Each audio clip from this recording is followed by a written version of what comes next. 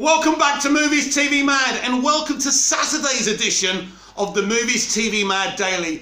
It's been really difficult for me to be out of commission, but I'm glad I've discovered that I can do at least pre-recorded editorial videos on my very old tablet. I'm sorry for the lack of quality in the sound. You're going to be hearing something like that, but it doesn't matter. We've been reunited. So let's go on today's Movies TV Mad Daily here on Movies TV Mad. We are talking about arrowverse dceu connections. Now, this is one of the most genius elements of the multiverse strategy. You've got Greg Berlanti over at Arrowverse, and you've got Walter Hamada working together. We saw them together on a Zoom in last year's DC Fandom. They said they've been working together since 2018 to get this right.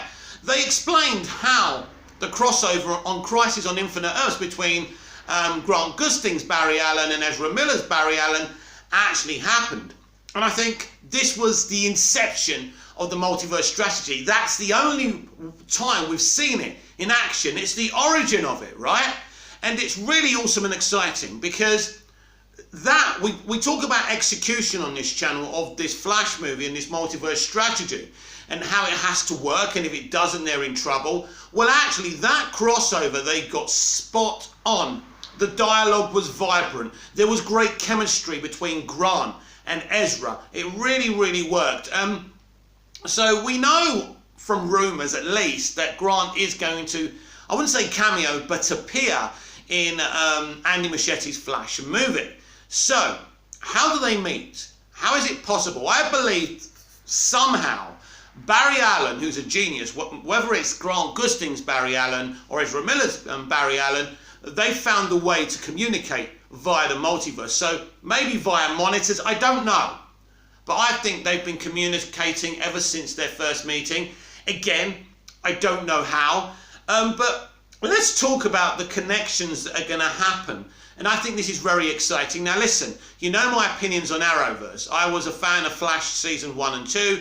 I was a fan of Arrow seasons 1 and 2. I think Superman and Lois is sensational. There's not really many direct links to the Arrowverse, but it is a part of that universe.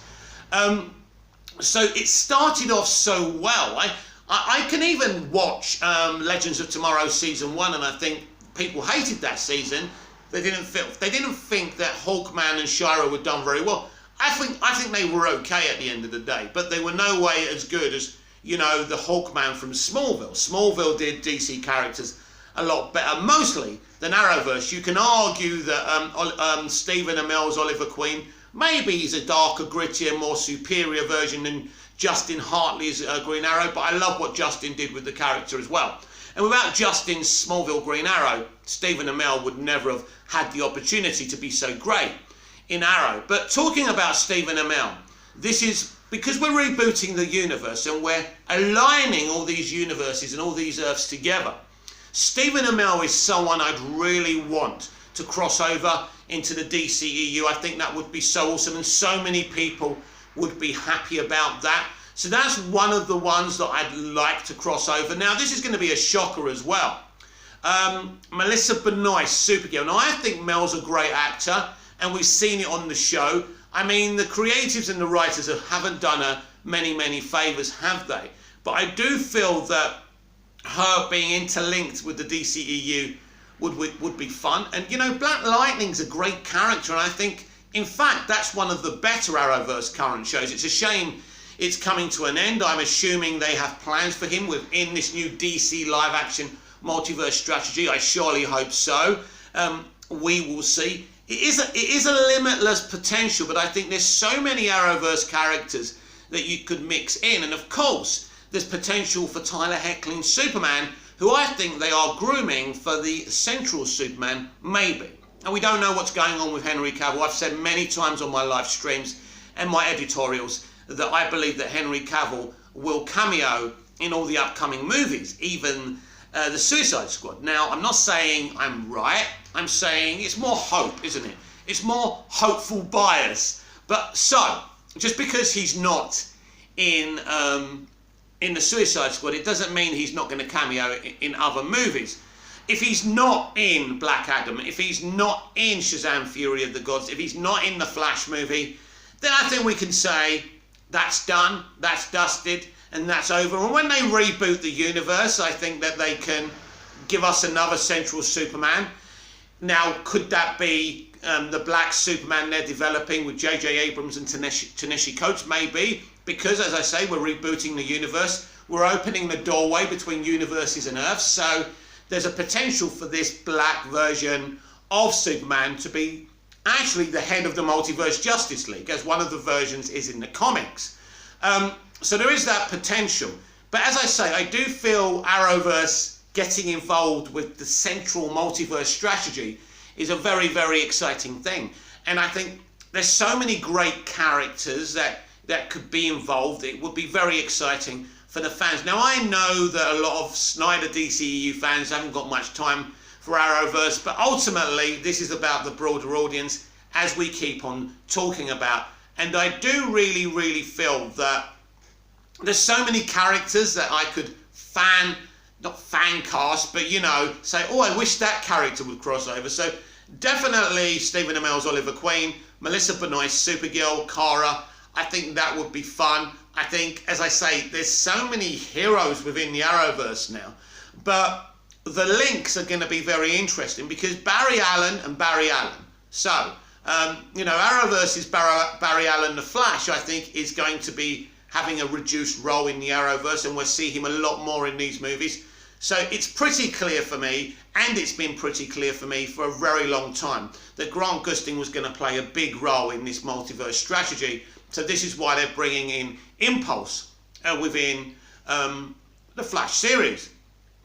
And I think that will be really, really awesome for him to be able to take a step back from that show and maybe even have his own kind of Flash movie on his Earth. That will be very exciting as well. Or a crossover movie with Ezra Miller's The Flash. So we know that there's potential there to see many, many of these Arrowverse characters. I mean, who is your favourite character? I know that one of my subscribers is obsessed with Stargirl. I've seen the first 2 episodes of season 1 and I loved it. And I would absolutely adore to see Stargirl crossover with the DCEU. And I think those kind of things will happen. As I say, the more popular ones, the more central characters will definitely cross over. I think the ones that I've mentioned, Supergirl, Arrow and the Flash from Arrowverse, are going to be kind of mainstays of this universe, because I think that even though what they did with Stephen Amell, a rebooting of the whole multiverse changes everything, and I think that's exciting. And it doesn't just mean rebooting the entire DCEU. These people, it looks like, and I don't think a lot of people realise this, but I think this is rebooting the entire multiverse, not just the DCEU Earth 1. And I think that's going to be really, really awesome if they do that, because we can bring Stephen back. He can have his own Green Arrow movies. How cool would that be? We could also have an Earth 1 Green Arrow. We'll see what they do with that. But, you know, Stephen Amell's Green Arrow is established. Justin Hartley's Green Arrow is established. They could cross over. You know, that's something that Arrow fans and Smallville fans like me have wanted for such a long time as well. So this is what this does. This is not just about the DCEU. It's about every single live-action version of DC on television and film ever seen, ever created, ever put on a theatre, or ever put on a TV screen. And so you connect all of this together. You connect the Arrowverse with the DCEU. You know, people who are alive who have been in other stuff. You know, Mark McClure's Jimmy Olsen, he's still around. There are so many great kind of cameos and crossovers. But, you know, movies together, you know, crossing over, it really is an unparalleled situation. And I know the MCU are doing this, and I think the MCU have started to do a really good job with their multiverse strategy. I think WandaVision, I know a lot of people don't like WandaVision. I kind of enjoyed it.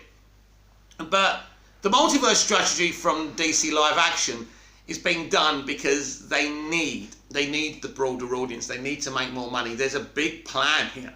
And this plan has been in place since 2018 when Walter Hamada first took over as president of DC Films. So I think you can absolutely get in the comments, and I would love this, and tell me who you would like from Arrowverse and the DCEU to have movies together, TV shows together. And also, we still don't know about this Green Lantern Corps series and how this fits into DC live action, because it's all canon now. It's all part of the multiverse. So if they do a good job with this Green Lantern Corps series, which I absolutely have got a great gut feeling that they will, there'll be crossovers in the multiverse strategy for all the Lanterns and Sinestro. In that situation, I did a video the other day about Sinestro having a big part to play within the central multiverse strategy. So what I would say is tighten your belts, because it's going to be a very exciting, bumpy ride. Comment down below, like, share and subscribe, and I'll be back later with more videos. See you again soon. Don't forget, you can follow me on Twitter at MoviesTVMad, Instagram and TikTok at MoviesTVMad555. See you later.